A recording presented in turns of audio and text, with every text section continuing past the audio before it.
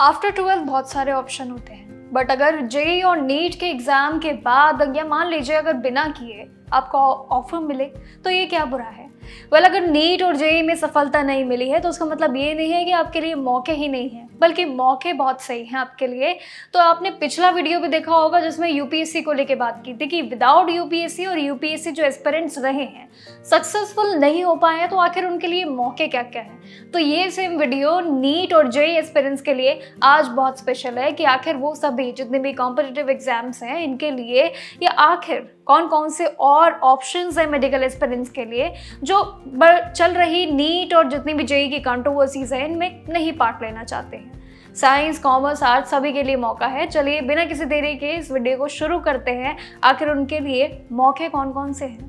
Science stream के जितने भी स्टूडेंट्स हैं इनके लिए सबसे पहले बीएससी यानी कि बैचलर ऑफ साइंस एक अच्छा ऑप्शन हो सकता है। ये बेहतरीन विकल्प माना जाता है जिसमें कंप्यूटर साइंस, डेटा साइंस और साथ ही बायोटेक्नोलॉजी, नर्सिंग जैसे कई सारी फील्ड्स हैं जिसमें ये स्पेशली यानी कि एक पूरी तरीके से एमएससी MBA डायरेक्ट जॉब अगर आपने पाई है या पाई जा सकती है वो फॉर्मूला यहाँ फिट बैठता है। डेटा साइंस, बायोटेक्नोलॉजी, नर्सिंग जैसे फील्ड्स में ये स्पेशलाइजेशन करके आप आगे MSc, MBA या डायरेक्ट जॉब अगर पाई जा सकती है तो यहाँ पाई जा सकती है। कई राज्यों में बिना नीट के बीफार्म यानी कि आप मान लीजिए कि फार्मेसी के मौके आपको मिल जाएंगे। जैसे कि यहाँ पे कंपनीज ऐसी हैं जो आपको अच्छे खासे मौके देंगे जॉब के भी और साथ ही कमाई के भी। यहाँ पे एविएशन सेक्टर में भी कमर्शियल पायलट बनने का मौका भी है जो यहाँ पे नीट और जेईई की जरूरत ही नहीं है। पैरामेडिकल कोर्सेज जैसे कि BPT, BM, LT और साथ ही रेडियोलॉजी जैसे बहुत सारे हेल्थ सेक्टर में ऑप्शन आपको मिल जाएंगे। तो कहीं ना कहीं ये भी बहुत अच्छे ऑप्शन है। अगर आप कॉमर्स स्ट्रीम से आते हैं तो यहाँ पे आपको ध्यान देना होगा क्योंकि सबसे ज़्यादा रिस्पेक्टेड जितने भी प्रोफेशनल्स के वर्क हैं, एक CA यानी कि चार्टर्ड अकाउंट्स की एक शुरुआत जो एक 12वीं के बाद होती है, एक CA का जो पूरा फाउंडेशन होता है इसके ज़रिए की जा सकती है। एक बेटर स्टार्टिंग आपके लिए हो सकती है। अगर कॉर्पोरेट वर्ल्ड में अगर कदम रखना है तो BBA के बाद MBA करने का एक अच्छा शानदार ऑप्शन यहाँ भी फिट बैठ सकता है। अगर कंपनी, अगर लॉ या फिर इसके लिए अगर CS के पद पर जाते हैं तो इसके लिए भी काफ़ी ज़्यादा आपके लिए कोर्सेज अवेलेबल है। ऐसा नहीं है यहाँ पे इनके लिए भी काम नहीं है, लेकिन इनके अलावा ट्रेडिशनली अगर देखें तो BCom के साथ साथ आज के डिजिटल जितने भी तरीके हैं उसमें डिजिटल मार्केटिंग और स्टॉक मार्केटिंग, फाइनेंशियल प्लानिंग के जैसे कई और नए रूल्स भी नए डिमांड्स के साथ साथ कोर्स अब ऐड हो चुके हैं। तो कहीं ना कहीं सभी स्ट्रीम्स के लिए रास्ते हैं, लेकिन आर्ट्स तो रह ही गया है। अब आर्ट्स में भी और साथ ही ह्यूमैनिटीज़ के लिए भी स्टूडेंट्स के लिए करियर के बहुत सारे ऑप्शन हैं।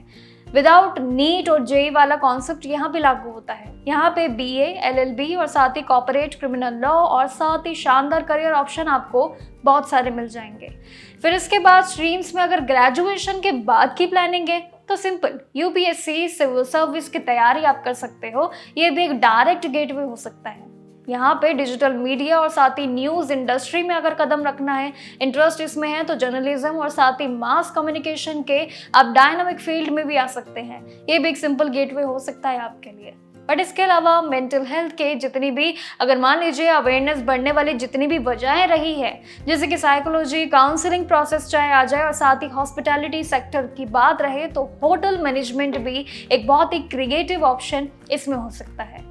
तो कहीं ना कहीं भी एक ऐसा माहौल बन गया है जहाँ पे नीट और जेईई एस्पिरेंट्स के लिए बहुत ही एक मुश्किलें खड़ी हो गई है, जहाँ पे उन्हें लगता है कि अगेन एन एग्जाम देने वाला कॉन्सेप्ट CBT में भी उनके लिए सूटेबल ना हो, तो उनको ऐसा लगता है कि ये लाइन शायद हमें छोड़ ही देनी चाहिए।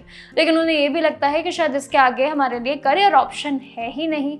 तो बेसिकली ऐसे कई ऑप्शंस है स्ट्रीम वाइज जो कहीं ना कहीं आपके लिए बहुत ही सूटेबल हो सकते हैं और बहुत अच्छी आपके लिए ऑप्शन भी हो सकते हैं, जिसमें एग्जाम्पल सबसे बड़ा है UPSC।